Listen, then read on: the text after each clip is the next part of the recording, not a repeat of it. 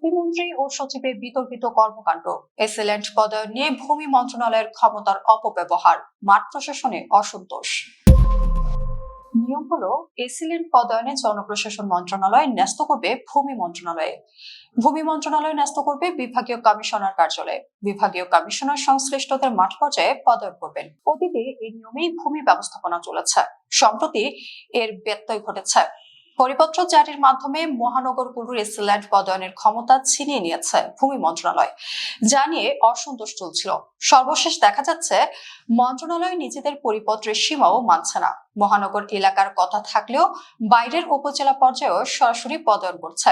এতে মাঠ প্রশাসনে চরম বিশৃঙ্খল দেখা দিয়েছে। ভূমি ব্যবস্থাপনার কাজ তদারকি করা বিভাগীয় কমিশনারদের পক্ষে অসম্ভব হয়ে উঠেছে।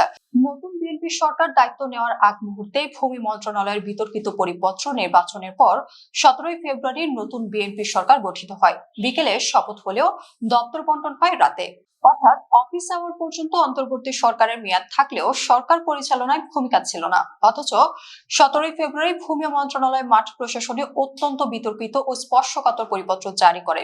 এর নির্দেশনা সাধারণ রীতিনীতির পরিপন্থী। পরিপত্রে মহানগরী এলাকাগুলোতে এসএল পদায়নের ক্ষমতা বিভাগীয় কমিশনার কার্যালয়ের হাত থেকে মন্ত্রণালয়ে ছিনিয়ে নেওয়া হয়েছে। এ নিয়ে অতীতে ছিল না। মহানগর সহ সারা দেশের সহকারী কমিশনার পদগুলো বিভাগীয় কমিশনারদের অধীন। বরাবর বিভাগীয় কার্যালয় থেকেই পদায়ন হয়ে আসছে। 17 ফেব্রুয়ারি জারিকৃত পরিপত্রে বলা হয়েছে, উপজেলা ভূমি অফিস, মেট্রো থানা ও ভূমি অফিস, রাজস্ব সার্কেলে সহকারী কমিশনারগণের বদলি পদায়নে সরকার নিম্নোক্ত সিদ্ধান্ত গ্রহণ করেছে। ক, মহানগর রাজস্ব সার্কেল বা মেট্রো থানা ব্যতীত অন্যান্য উপজেলায় মন্ত্রণালয়ের নিয়ন্ত্রণ সাপেক্ষে বিভাগীয় কমিশনারগণ বদলি প্রদান করবেন। খ, বিভাগীয় কমিশনারগণ কর্তৃক বদলি যোগ্যদের আন্তঃবিভাগীয় বদলি সহ সকল মহানগর রাজস্ব সার্কেলে মেট্রো থানা ভূমি অফিসে বদলি প্রদান মন্ত্রণালয় কর্তৃক ব্যবস্থাপিত হবে। গ, যেসব উপজেলার আংশিক মহানগরী অন্তর্ভুক্ত সেখানে পদায়ন ও বদলি ভূমি মন্ত্রণালয় ব্যবস্থাপিত হবে। ঘ, জনস্বার্থে এ আদেশ জারি হলো এবং অবিলম্বে কার্যকর হবে। নাটের গুরু সৎ দাবিদার ভূমি সচিব। সংশ্লিষ্ট সূত্র বলছে, মহানগর এলাকার এসিল্যান্ড পদগুলোতে পদায়নের ক্ষমতা মন্ত্রণালয়ের হাতে নেওয়ার পরিপত্র অতীতে জারি হয়নি। পরিপত্রে জনস্বার্থে বলা হলেও আদতে তা নয়। নিজেকে সৎ দাবি করা ভূমি মন্ত্রণালয়ের শীর্ষ কর্মকর্তার ব্যক্তিগত স্বার্থ হাসিলের জন্যই মূলত পরিপত্রে জারি হয়েছে। পরিপত্রে বলা হয়েছে, সরকার নিম্নোক্ত সিদ্ধান্ত গ্রহণ করেছে। আদতে জারির সময় কোনো সরকারি কার্যকারিতা ছিল না। নতুন বিএনপি সরকার দায়িত্ব বুঝে নেয়নি এবং ভূমি মন্ত্রীর দায়িত্ব সন্ধ্যা পর্যন্ত ঘোষিত হয়নি। অন্তর্বর্তী সরকারের উপদেষ্টারাও ওই দিন অফিসে আসেননি। কার্যকারিতা না থাকলেও প্রশাসনে তখন সবকিছু ছিল।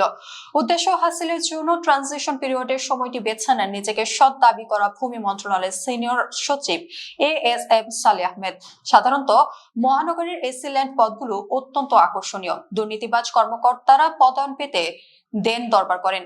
বরঙ্গের ঘুষ লেনদেন ও পদগুলো নিলামে উঠতেও দেখা যায়। ভূমি সচিব সালেহ আহমেদের এই পদগুলো নেওয়ার ইচ্ছে অনেক আগের, কিন্তু মাঠ প্রশাসনে নেতিবাচক প্রতিক্রিয়ার আশঙ্কায় এবং অতীতে রেওয়াজ না থাকায় অন্তর্বর্তী সরকারের আমলে সম্ভব হয়নি। এসব কারণে ট্রানজিশন পিরিয়ডটাকে উদ্দেশ্য হাসিলের মোক্ষম সময় বেছে নিয়েছেন তিনি। পরিপত্রটি 17/2/2026 তারিখে জারি হয়েছে। বিতরণের তালিকায় 7 নম্বরে লেখা উপদেষ্টা মহোদয়ের একান্ত সচিব। 17 তারিখে পরিপত্র বিতরণ হলেও ওই দিন উপদেষ্টার কার্যকাল ছিল না। 16/2/2026 তারিখে মেয়াদ শেষ হয়েছে।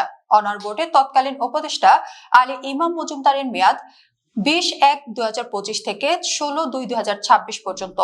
সূত্র মতে, অন্যান্য নথির সঙ্গে পেছনের তারিখ দিয়ে এটি অনুমোদনের ব্যবস্থা করেন সচিব সালেহ আহমেদ। ক্ষমতা শেষ হয় সচিবের প্রভাব মেনে নিতে বাধ্য হন উপদেষ্টা। অনিচ্ছা সত্ত্বেও পেছনের তারিখে স্বাক্ষর করতে হয়েছে। নিজেদের পরিপত্র মানছে না ভূমি মন্ত্রণালয়। সর্বশেষ খবর, নিজেদের পরিপত্র নির্দেশনাও মানছে না ভূমি মন্ত্রণালয়। খেয়াল খুশি মতো কর্মকর্তারা পদায়ন করছে। ইতিমধ্যে সোনারগাঁও, কালীগঞ্জ, গাজীপুর সদর ও সাভারে সহকারী কমিশনার পদে পদায়নের প্রজ্ঞাপন সরাসরি মন্ত্রণালয় জারি করেছে।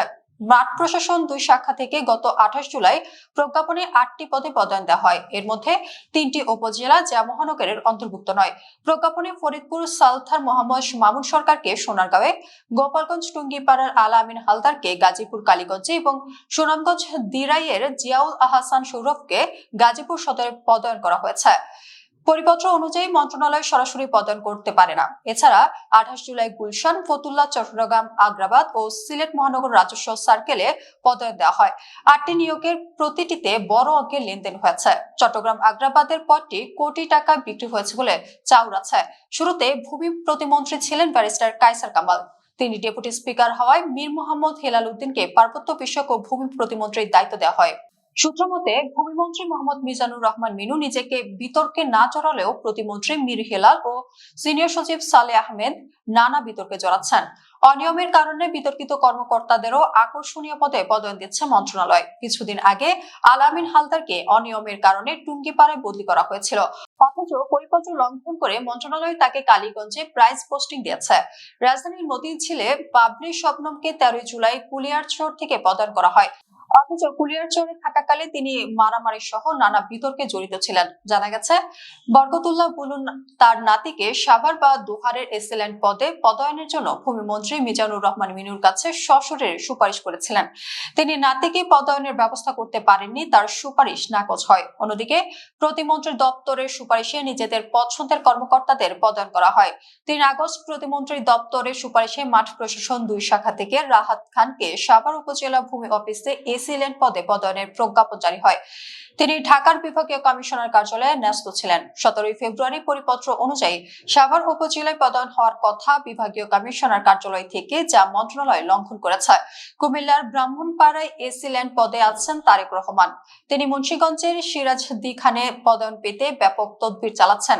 সিরাজদি খানে পদায়নের জন্য ইতিমধ্যে 38 লাখ টাকা ব্যয় করেছেন বলে এক ব্যাচমেটকে জানিয়েছেন। কর্মকর্তারা বলছেন, এমন পরিস্থিতিতে ভূমি ব্যবস্থাপনা ক্ষতিগ্রস্ত ও শৃঙ্খলা বিঘ্নিত হচ্ছে। মাঠ প্রশাসনে দুর্নীতি বৃদ্ধির আশঙ্কা দেখা দিয়েছে। নিয়ম অনুযায়ী এসিল্যান্ডের কার্যক্রম তদারকির দায়িত্ব বিভাগীয় কমিশনার কার্যালয়ের, কিন্তু নিয়োগ বদলিতে মন্ত্রণালয় হস্তক্ষেপ করায় এদের ওপর নিয়ন্ত্রণ থাকছে না। অনিয়মের বিরুদ্ধে ব্যবস্থা নেওয়াও সম্ভব হচ্ছে না। এসব কেন্দ্র করে মন্ত্রণালয়ের সঙ্গে মাঠ প্রশাসনের নজিরবিহীন দ্বন্দ্ব তৈরি হয়েছে। বিভাগীয় কমিশনার ও জেলা প্রশাসকরা অসন্তুষ্ট হচ্ছেন এবং ভূমি ব্যবস্থাপনায় ধস নামার আশঙ্কা দেখা দিয়েছে। ঢাকার বাইরে কর্মরত এক বিভাগীয় কমিশনার বলেন, সরাসরি মন্ত্রণালয় বদলি করলে বিভাগীয় কমিশনার পদে কাজ করা সম্ভব হবে না। এসব কর্মকাণ্ডকে তিনি মন্ত্রণালয়ের ক্ষমতার অপব্যবহার আখ্যায়িত করেছেন এবং এর সুষ্ঠু সমাধান জরুরি।